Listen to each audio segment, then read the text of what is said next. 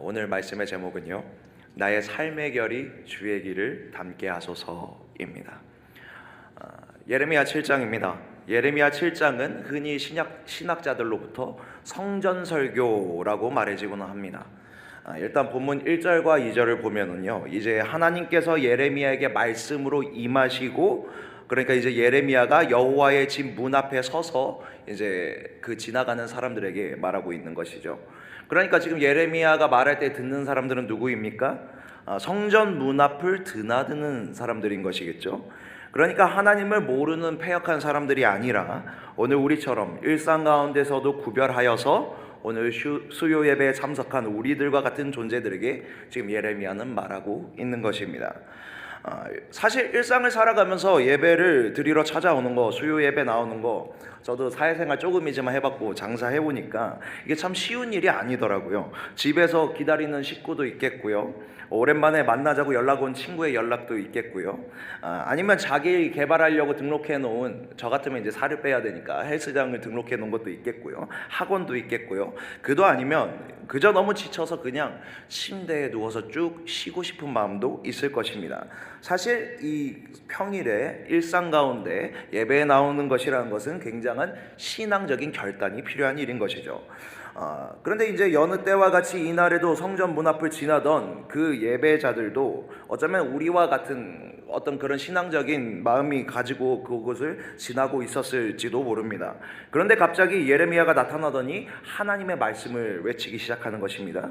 근데 그 내용이 상당히 듣기에 거북한 내용이었던 것이죠. 우리 본문 9절과 10절을 함께 읽어보겠습니다. 함께 읽겠습니다. 시작. 너희가 도적질하며 살인하며 간음하며 거짓 맹세하며 바알에게 분향하며 너희 알지 못하는 다른 신들을 쫓으면서 내 이름으로 일컬음을 받는 이 집에 들어와서 내 앞에 서서 말하기를 우리가 구원을 얻었나이다 하느냐, 이는 이 모든 가증한 일을 행하려 함이로다. 아멘. 지금 뭐라고 하고 있습니까? 너희들이 이 성전을 출입하면서 구원을 얻었다고 말은 하는데 정작 삶 속에서는 내가 말한 대로 행하지 않고 나를 중심적으로, 하나님 중심적으로 살아가고 있지가 않구나, 지금 이렇게 말씀하고 계신 것이죠.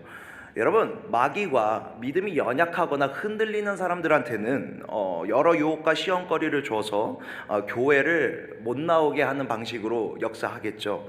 그렇다면 우리처럼 신앙적인 구별됨이 있는 성도들, 일상 가운데서도 예배를 드리려고 결단하며 나오는 믿음의 성도들은 이 마귀가 우리를 어떻게 공격할까요?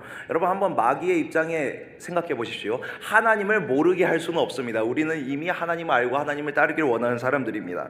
그렇다면 어떻게 할까요? 자꾸 이 하나님의 임재를 놓치게 만들기 위해서 자꾸 하나님의 이 통치를 자꾸 교회 안에서만 누리도록, 가두도록 만들어 나가게 되는 것이죠.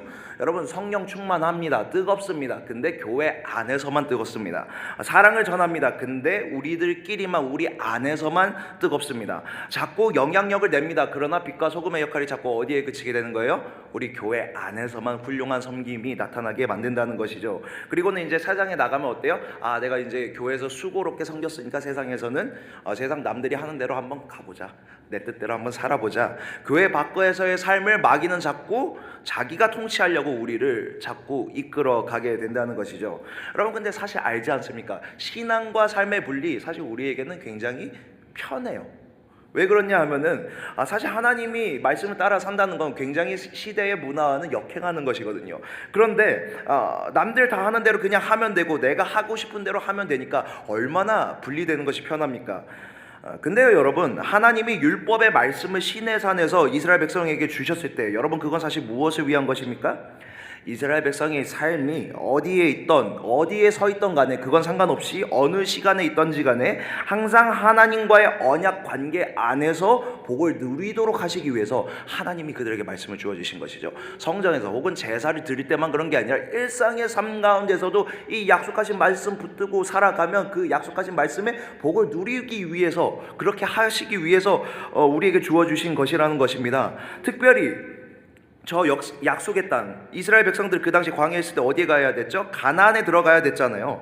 가나안에 들어가서도 하나님의 이기게 하신과 약속하신 모든 풍요로움을 누리게 하시려고 그렇게 우리에게 주신 말씀이라는 거예요. 근데 신앙과 삶이 따로 분리가 되면 어떻게 됩니까?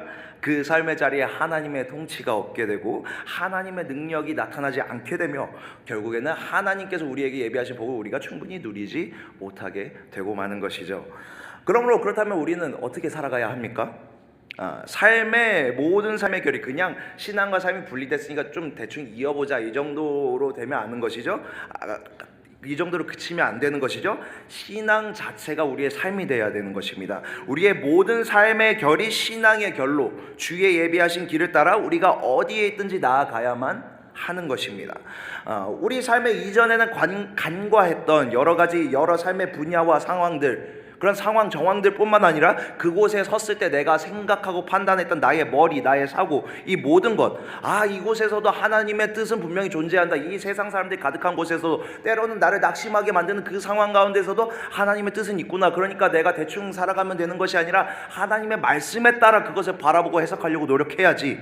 그 말씀에 입각한 사고, 말씀에 따라 사는 순종이 있도록, 그래서 내 삶에 하나님의 통치의 영역이 확장되어져 나가도록 그렇게 우리는 살아가야만 하는 것입니다. 여러분, 그 저스틴 휘트멜 휘어리라는 분의 책이 있습니다. 가정의 습관으로 양육하라라는 책이 있어요. 일상에서 여러 가지 삶을 살아갈 때, 그리고 자녀들을 양육해 갈 때에 이제 신앙적인 습관을 형성하도록 이렇게 권면하는 책인 것이죠. 그런데 거기에서는 뭐 여러 가지 일, 가정, 뭐 여러 가지 주제가 있을 것입니다. 근데 챕터 1에서 나오는 것은 무엇이냐면은 다른 것이 아니라 소제목이 뭐냐면은 기상시간이 챕터 1이에요. 근데 그 챕터 1에는 뭐가 나오냐면은 아침에 일어나서 뭘 보고 뭘 생각하고 무슨 행동을 하느냐에 따라 그게 예배가 되고, 그 예배의 습관이 매일 아침마다 내 하루를 열어가며 그 열어갔을 때 내 하루의 삶이 예배자로서의 관점과 태도를 만들어가게 되고, 그것이 결국엔 내 삶 하루를 지배하게 되며 결국엔 우리를 예배자의 삶으로 이끌어 가게 된다는 것이죠. 예를 들어 아침에 일어나서 핸드폰에 있는 뭐 틱톡이나 유튜브 쇼츠나 인스타 릴스 그런 거 본 게 아니고 업무 메일, 업무 카톡부터 확인했다고 합시다. 이건 굉장히 그래도 생산적인 일이잖아요. 만화나 뭐 웹툰 본 게 아니지 않습니까? 뭔가 좀 다른 것 같아요. 그러나 세상 앞에서는 잘하고 있는지도 모르지만, 계획적으로 주도적으로 살아가고 있는지는 모르지만, 그러나 결국 내 하루의 시작이 뭐로 시작되는 거예요?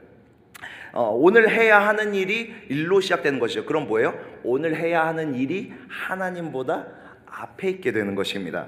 그러면 어떻게 돼요? 결국 내 하루의 관점은 내가 오늘 이 일을 쳐내야 되고, 근데 쳐내는데 어떤 사람을 만나야 되면 계속 나는 그 일을 중심으로 사건 중심적으로 생각하면서 해석하면서 살아가게 된다는 것이죠. 또 이런 내용도 나옵니다. 부모가 자녀를 깨우는 것에 관해서 이렇게 말하더라고요. 제가 좀 읽어드리겠습니다.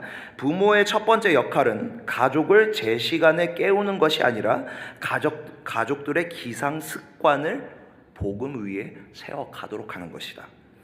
우리의 소명은 단지 매일 육체를 일으키는 것, 그 정도에 지나지 않는다. 우리의 소명은 하나님의 사랑으로 그들의 마음을 일깨워내는 것이다. 이렇게 말하고 있는 거예요. 무엇입니까?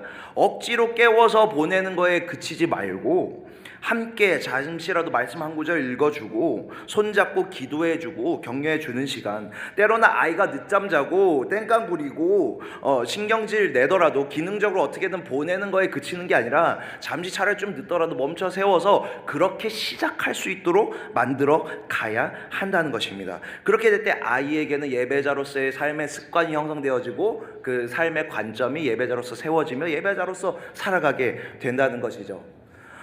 여러분, 우리는 이처럼 내 삶의 모든 걸 하나님 중심적으로 시작하고 이끌어 가야만 하는 것입니다. 그저 열심히 세상 사람들처럼 주도적으로 계획적으로 여기에만 그쳐서는 안 되는 거예요. 세상의 원리를 쫓아 열심히 하는 거 성과는 나올 수 있습니다. 그러나 거기에는 하나님의 통치는 없는 것이죠. 그러니까 결국에는 내가 교회에서는 신앙생활 열심히 하고 삶 가운데서는 열심히 계획적으로 살아가는데 때로는 내 삶에 응답이 없고 능력이 없는 거. 왜 그렇습니까? 일상에서도 예배자로서의 삶을 습관을 세워가야 되는데 우리가 그렇지 못하기 때문에 그렇게 된다는 것이죠. 그렇다면 여러분, 우리는 어떻게 변화되어야 하는 것입니까? 그래, 말씀에 나와 있는 대로, 오늘 말씀 읽은 대로 거짓말하지 말아야 되니까 거짓말하지 말아야지, 도둑질, 살인, 간음하지 말아야지, 유혹을 끊어내야지. 여러분, 그러나 우리가 이거 모릅니까? 몰라서 안 합니까? 우리가 이미 알고 있는데도 잘 안 되는 거잖아요. 자주 넘어지는 거, 우리가 이거 맨날 시도하지만 잘 안 되는 거잖아요. 여러분, 문제가 무엇일까요? 여러분, 내 삶의 어떤 영역에서 하나님과 분리되어 있다는 것은요, 지금 나는 아무것도 그냥 연결되어져 있지 않는 그냥 내추럴한 상태, 자연적인 상태, 뭔가 진공 상태에 있다는 게 아닙니다. 뭔가 하나님께 분리되어서 내 삶의 그 영역이 지금 뭔가 죄와 우상과 잘못된 세상의 습관과 연결되어져 있으면 우리는 먼저 간과해서는 안 되는 거예요. 그냥 나는 멀쩡한데 내가 그냥 하나님 말씀만 순종 못하는 게 아니라 우리가 하나님을 믿는 사람인데 자꾸 글로 가지 못하는 것은 우리가 지금 다른 데 접속되어져 있다는 것을 우리는 기억해야만 한다는 것입니다. 우리 본문 17절과 18절을 함께 같이 읽어볼까요? 17절과 18절입니다. 시작. 너는 그들이 유다 성읍들과 예루살렘 거리에서 행하는 일을 보지 못하느냐? 자식들은 나무를 줍고 아비들은 불을 피우며 부녀들은 가루를 반죽하여 하늘 화물을 위하여 과자를 만들며 그들이 또 다른 신들에게 전제를 부음으로 나의 노를 격동하느니라. 아멘. 지금 백성들이 뭐 하고 있습니까? 성전 들어가실 때에는 예배하고 있어요. 그런데 정작 그 거리 밖으로 나가서 삶 가운데 뭐 하고 있어요? 하늘 황후, 그러니까 개역개정 버전으로 보면 하늘의 여왕, 그리고 다른 신들에게 제사 드리고 있다는 거예요. 여러분, 이처럼 하나님과 분리된 어떤 삶의 영역은 사실은 이미 세상의 논리나 사탄의 유혹이나 내 교만이나 내 욕망과 이미 뭔가 불신앙과 죄와 연결되어 있다는 사실을 우리는 잊어서는 안 되는 것입니다. 그러므로 사랑하는 여러분, 오늘 내 삶에 있는 어떤 영역이 지금 하나님과 연결되어 있지 않다면 우리가, 근데 그 이유를 모른다면 먼저 우리가 고백해야 될 것은, 주님, 지금 우리가 돌이켜야 될 게 있습니다. 우리가 단순히 그냥 하나님과 연결되지 않은 상태로 그냥 있는 게 아니라 우리가 뭔가 죄 가운데 있는 게 있습니다. 우리가 그것을 이제 끊어내기를 원합니다. 주님께로 돌이키기를 원합니다. 우리가 지금 우리에게 죄된 습관과 마음이 있다면 깨닫게 하여 주옵시고 그것으로부터 끊어낼 수 있도록 주여 인도하여 주옵소서. 그렇게 우리가 고백하는 믿음의 고백이 있는 우리가 되기를 간절히 소망합니다. 모든 삶의 영역 가운데 예배의 습관을 세우고 그러므로 하나님의 통치를 받는 인생, 약속하신 복을 모두 누리는 인생이 되는 저와 여러분 다 되시기를 간절히 소망합니다. 자, 그렇다면 이제 우리가 생각해 볼 것은요, 우리가 어떻게 하면 일상을 다시 주님과 연결하고 주님의 은혜로 채워나갈 수 있냐는 거예요. 거기엔 두 가지 법칙이 있습니다. 첫 번째는 내가 지금 주목하고 있는 작은 삶의 영역, 요거 하나부터 해나가라는 것입니다. 전체로 막 뭐 다 하려고 하지 말고 지금 한 가지부터 한 걸음 한 걸음 해나가라는 것이죠. 여러분, 우리가 믿음 있는 사람들이 하나님을 중심으로 삶을 변화시켜 나가는 거, 이거 교리적으로 말하는 게 있습니다. 우리의 삶을 하나님 중심으로 변화시켜 나가는 거 두 글자거든요. 성화죠. 성화입니다. 근데 여러분, 성화는 단번에 완전히 이루어진 그런 게 아니에요. 우리의 구원은 예수 그리스도께서 단번에 완전하게 완벽하게 이루셨지만 우리가 하나님의 자녀로 성품을 닮아가는 건 하나님께서 우리에게 주신 과업이자 그리고 성령님과 날마다 동행하면서 우리가 성장해 나가도록 남겨두신 믿음의 분량인 것입니다. 여러분, 성화는 단번에 이루어지지 않죠. 어떻게 돼요? 열매도 마찬가지로 단번에 맺어지는 법은 없습니다. 어떻게 합니까? 겨울, 봄, 여름, 가을이라는 단계적인 시간의 여정 속에서 주님과 동행하면서 이루어져 가는 것이죠. 그런데 우리가 뭔가 막 은혜 받았다, 뭐가 불이 임하면 우린 자꾸 우리의 열심 가운데 뭐가 있습니까? 뭔가 다 바꿔야 될 것 같은 거예요. 뭔가 다 뒤집어 엎어버려야 될 것 같은 거예요. 내 삶이, 내 죄가 너무 잘 보이니까, 선명히 보이니까, 주님, 나 완전히 정말 잘못됐군요. 정말 완전히 뒤바뀌어야 되겠습니다. 막 이러면서 일어나는 거예요. 뭔가 하나하나가 내 삶의 잘못된 습관들이 다 보이고 눈에 걸리는 겁니다. 오늘도 보십시오. 함께 읽은 본문 보면 8절과 9절을 보면 뭐 도둑질, 살인, 거짓말, 거짓 맹세하면 안 되고요. 그리고 앞에 5절을 보면 함께 읽지는 않겠지만 뭐 행위를 바르게 고쳐야 한대요. 이웃들 사이에서 정의를 세워야 한대요. 뭐 이방인 고와 과부를 환대해야 한대요. 뭐예요? 할 게 너무나 많은 것입니다. 근데 막 다 해야 될 거 하고 싶고 막 이렇게 나가는데, 근데 그거 다 하려고 막 이렇게 하면서 나가면 어떻게 돼요? 자꾸 하나하나 다 넘어져요. 하나하나 다 넘어진다고요. 안 되는 게 너무 많은 거죠. 그럼 어떻게 해요? 자꾸 넘어지니까 어떻게 돼요? 주님, 나 안 되나 봅니다. 제 뿔에 지쳐 쓰러지게 되고 마는 것입니다. 그런데요, 여러분, 하나님이 우리 인생을 다뤄가실 때는요, 한 가지씩 하시는 것입니다. 우리가 그리고 그 한 가지를 온전히 하나님께 맡기고 순종해낼 때에 그 한 가지로 말미암아 다른 것들의 문도 열어가 주시는 것이죠. 여러분, 예를 들어서 우리 인생에 여러 가지 장벽이 있지 않습니까? 근데 우리는 인생의 큰 목표를 세우고 그걸 보고 나아가다 보면요, 자꾸 이 앞에 있는 장벽 하나만 보면 되는데 인생의 목표가 있습니다. 그러면 단계들이 있겠죠. 근데 이게 생각해보면 그 단계마다 뭔가 장벽들이 있겠죠. 문제가 있겠죠. 그러면 어떻게 생각하냐면은 이걸 다 생각해요. 나 이 목표를 잘 해야 되고 이뤄야 되고 하나님께 영광 올려드리고 싶어. 좋은 마음으로 시작해도 자꾸 뭐예요? 이걸 다 보고 가는 거예요. 그러면 어떻게 됩니까? 우리가 이제 어린아이 단계에서부터 차근차근 성장이 나가면서 돌파해 나가야 되는데 벌써 성인이 될 때부터 할 거를 생각하면 뭐가 돼요? 안 될 것 같은데? 걱정과 염려가 너무 많아지는 것이죠. 그럼 버거운 거예요. 할 수 없을 것만 같은 것이죠. 그런 벽이 하나도 아니고 목표를 도달할 때까지 계속 있게 되는 것입니다. 그걸 우리가 한 번에 다 보고 가면 안 된다는 거예요. 그러면 어떻게 해야 됩니까? 우리는 자꾸 그렇게 가면 무기력증에 빠지게 되겠죠. 그러면 우리 어떻게 해야 돼요? 여러분, 사람의 정신적인 에너지에는 총량이 있고 한계가 있습니다. 자꾸 미래에 대한 염려와 불안에 쏟으면 오늘 아무것도 못하게 되죠. 그렇죠. 어차피 안 될 것 같으니까, 아니면 혹은 잘하고 싶은데 지금 하면 뭔가 마음에 부담이 되니까 어떻게 돼요? 자꾸 이제 각 잡고 앉아서, 저도 이제 설교하려고 준비하고 딱 앉아서 이번 주 설교 잘하고 싶은데 본문 연구해놨는데 이제 제대로 한번 써보고 싶은데 이게 자꾸 부담이 되니까 어떻게 돼요? 야구 경기하네, 야구 시범 경기하네, 한번 틀어볼까? WBC 뭐 연습하네, 막 이렇게 자꾸 딴 데 시선을 돌리고 3시간 4시간 되다 내일부터 제대로 하자. 주님은 왜 이렇게 부족하죠? 저는 내일은 제대로 하겠습니다. 자꾸 뒤로 미루게 되는 거예요. 하루 보내고 삶을 낭비하게 되고 마는 것입니다. 여러분, 하나님은요, 여러분 인생의 벽이자 해결할 주제를 뭐라고요? 하나씩 주세요. 하나씩 해나가야 돼요. 하나씩 감당하면 돼요. 그리고 그 벽에 대한 자꾸 마음을 주실 때에 요즘 제가 새벽 설교 때도 말하고 청년부 수련회 때도 말했는데, 여러분, 그 벽을 돌파하는 문이 있잖아요. 문은 결국 뭐예요? 벽이 있기 때문에 존재하는 거죠. 벽이 있기 때문에 문을 벽에다 내는 것입니다. 하나님이 주신 벽, 주제 하나하나에 집중할 때에 우리는 인생 가운데 새로운 문을 만들게 되고 그 문을 통해서 열고 들어가게 되는 것입니다. 그리고 그 문 뒤에 있는 새로운 인생의 무대란 어떤 것이에요? 더 많은 영적인 보화들을 누릴 수 있는 주님께서 예비하신 그 모든 새로운 이야기들이 그 앞에 기다리고 있게 된다는 것이죠. 그러므로 여러분 인생의 그 한 가지 영역, 한순간에 집중하는 저와 여러분이 되기를 간절히 소망합니다. 그 한 가지 벽, 작은 문제의 문을 열어가게 될 때에 다른 더 큰 벽과 같이 느껴졌던 그 모든 것들이 사실은 이거 하나로 말미암아 역전되어짐으로 말미암아 나에게 크게 주어질 은혜의 보화로서 주어지게 될 것이었음을, 인생의 새로운 축복이 기다리고 있음을 그 삶 가운데 날마다 누리게 될 줄로 믿습니다.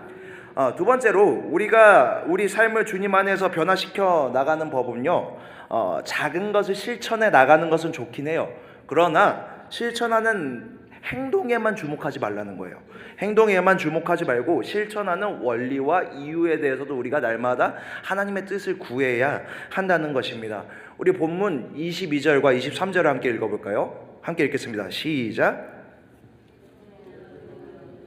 그래서 인도하여 낸 날에 번제나 희생에 대하여 말하지 아니하며 명하지 아니하고 오직 내가 이것으로 그들에게 명하여 이르기를 너희는 내 목소리를 들으라. 그리하면 나는 너희 하나님이 되겠고 너희는 내 백성이 되리라. 너희는 나의 명한 모든 길로 행하라. 그리하면 복을 받으리라 하였으나. 아멘.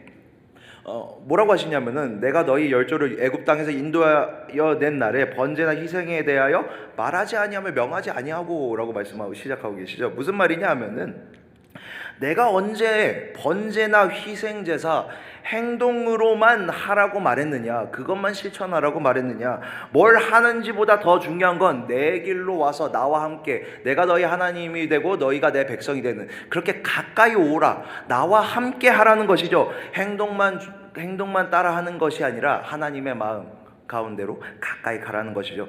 너는 내 백성이다. 그러니 내 목소리에 집중해라. 그리고 내게로 가까이 나오라 라고 말씀하고 계신 것입니다. 여러분, 하나님은요 결코 행위만 말씀하시는 분이 아닌 것입니다. 왜 그걸 하라고 하셨는지, 하나님의 의도와 그 의도 안에 발견되는 하나님의 성품, 그리고 뜻과 원리를 우리는 발견해 나가야만 하는 것이죠.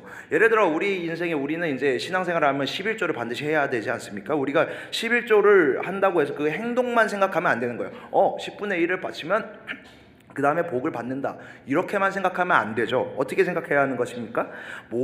이 모든 걸 하나님께서 나에게 주셨으니 이 모든 것의 처음을, 가장 중요한 것을 나도 주님께 드리겠습니다. 이런 믿음의 고백임을 우리는 깨달아 알아야 하는 것이죠. 그 모든 걸, 사랑하는 우리를 위해 예비하신 그분의 기쁘신 마음을 우리는 먼저 알아야만 하는 것입니다. 그리고 그 사랑에 감사를 해야 하는 것이죠. 그리고 또 어떻게 돼? 그러고 감사하고 끝나는 게 아니라 어떻게 돼요?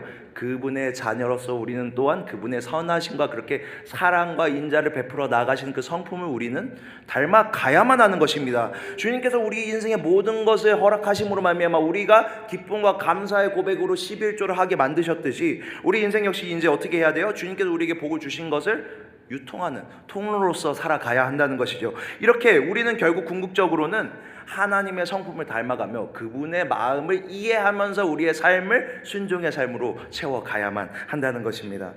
그러므로 사랑하는 여러분, 인생을 뭔가 얻을 기회로만 여기지 마시기 바랍니다. 주님의 뜻을 알고 주를 닮아가는 게 우리의 인생의 궁극적인 목표인 줄을 잊지 않는 저와 여러분 되기를 간절히 소망합니다. 그렇게 나아갈 때에 하나님께서는요 여러분을 지금 당장의 작은 보상만 누리도록 두시는 게 아니라 하나님의 자녀답게 장성한 분량까지 여러분을 성장시켜 나가도록 이끌어 가실 줄 믿습니다. 여러분, 말씀을 맺겠습니다. 이 7장 전체가 아까 뭐라고 했죠? 성전 문 앞에서 하는 성전 설교라고 했죠. 성전 문 앞의 설교의 결론은 신앙과 삶이 분리된 채로 그냥 살아간 그런 사람들의 최후의 모습을 보여주고 있는 것입니다. 우리 본문 8장 1절 2절 함께 읽어볼까요? 함께 읽겠습니다. 시작. 나 여호와가 말하노라. 그때 사람들이 유다 왕들의 뼈와 그 방백들의 뼈와 제사장들의 뼈와 선지자들의 뼈와 예루살렘 거민의 뼈를 그 묘실에서 끌어내어 그들의 사랑하며 섬기며 순종하며 구하며 경배하던 해와 달과 하늘의 못 별 아래 쬐리니 그 뼈가 거두이거나 묻히지 못하여 지면에서 분토 같을 것이며. 아멘. 이미 죽은 뼈들이 무덤에라도 들어가게 해달라고 지금 구하고 있는 거예요. 근데 결국엔 들어가지 못한다. 무엇이죠? 죽어서도 안식을 누리지 못한다. 안식이 없다. 심판으로서 하나님과의 영원한 분리를 지금 말씀하고 계신 것입니다. 근데 여러분, 우리 삶을 돌아보면 어떻습니까? 매번 우리의 삶의 영역들이 자주 하나님과 분리되는 우리의 현실을 보게 됩니다. 매번 넘어집니다. 매번 연약함을 느낍니다. 우리의 힘으로는 할 수 없음을 느끼죠. 그러나 여러분, 그렇다고 우리에게 소망이 없는 걸까요? 그렇지 않겠죠. 우리 히브리서 13장 12절과 13절에 이렇게 말씀하고 계십니다. 그러므로 예수도 자기 피로써 백성을 거룩하게 하려고 성문 밖에서 고난을 받으셨느니라. 그런즉 우리는 그 능욕을 지고 영문 밖으로 그에게 나아가자. 아멘. 우리를 대신해서 하나님의 사랑으로부터 분리되길 작정하신 예수님, 그 예수님으로 말미암아 우리는 이제 영원한 분리에서 벗어날 수 있게 된 것입니다.